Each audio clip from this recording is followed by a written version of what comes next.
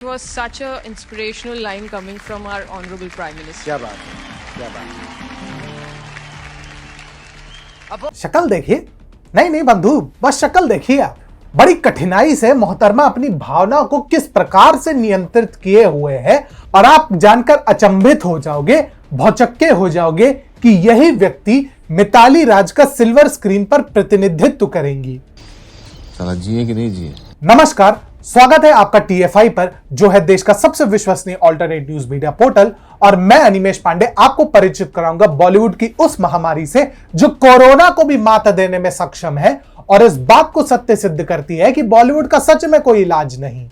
तो अविलंब आरंभ करते हैं। हाल ही में एक रियलिटी शो पर अपने फिल्म शाबाश मिट्ठू के प्रमोशन हेतु अभिनेत्री तापसी पन्नू और पूर्व क्रिकेटर मिताली राज दोनों ही आए थे। इस दौरान जब मिताली राज से पूछा गया कि पीएम मोदी के साथ उनका प्रथम वार्तालाप कैसा था, तो सबको चौंकाते हुए उन्होंने कहा, जब हम 2017 के वर्ल्ड कप के बाद वापस आए थे, उस वक्त जिस तरह से एयरपोर्ट पर हमारी रिसेप्शन हुई और हमारे आदरणीय प्रधानमंत्री नरेंद्र मोदी ने हमें टाइम दिया और हर एक लड़की के सवाल का जवाब दिया। देखा आपने?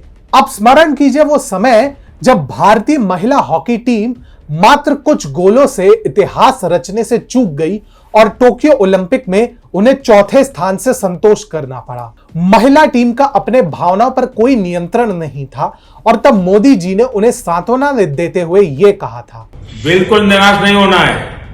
इसका अर्थ स्पष्ट है, पीएम मोदी को अपने देश के हर नागरिक की चिंता है, चाहे वो विजयी हो या नहीं। परंतु इसका तापसी पन्नू से और बॉलीवुड की कास्टिंग से क्या नाता? आप मिताली राज के बयान पर तापसी की प्रतिक्रिया को अगर ध्यान से देखते तो आपको समझ में आता कि वह कैसे अपनी कुंठा को नियंत्रित करने का प्रयास कर रही हैं और कैसे वह उस व्यक्ति के विरुद्ध अपने विष को उगल पाने में असमर्थ हो रही हैं, जिसके विरुद्ध सक्रिय राष्ट्र विरोधी तत्वों को वह खुलेआम समर्थन देती आई हैं।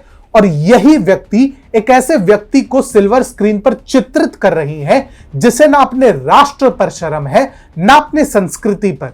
कभी कभी तो लगता है, कौन है ये लोग, कहां से आते हैं ये? अब आप में से कुछ ऐसे होंगे जो ये कहेंगे कि यही तो कलाकार की पहचान होती है, जो अपने विचारधारा से इतर ऐसी भूमिका निभाए जो एक अलग ही छाप छोड़ दे।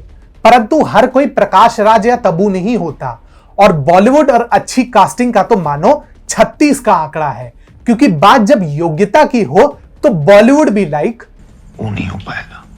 उदाहरण के लिए ज्यादा दूर जाने की आवश्यकता नहीं, अक्षय कुमार को ही देख लीजिए। एक समय होता था जब सन्नी पाजी की बॉर्डर में एक हुंकार से दुश्मन थर थर कांपने लगते थे, लेकिन जाने क्या सोचकर डॉक्टर चंद्र प्रकाश द्विवेदी ने अक्षय कुमार को सम्राट पृथ्वीराज चौहान के शौर्य को सिल्वर स्क्रीन पर आत्मसात करने के लिए ले आए। पैसे के लिए कॉमन सेंस और डेडिकेशन को खखार के अपने सेट्स के वॉश बेसिन में थूकने वाले खिलाड़ी कुमार ने सम्राट पृथ्वीराज में पृथ्वीराज चौहान का जो अपमान किया है, उसके लिए जो बोलो वो कम होगा। अरे कुछ नहीं तो कम से कम आर माधवन से ही कुछ सीख लेते, जिन्होंने रॉकेटरी जैसे प्रोजेक्ट के लिए अपना सर्वस्व अर्पण किया।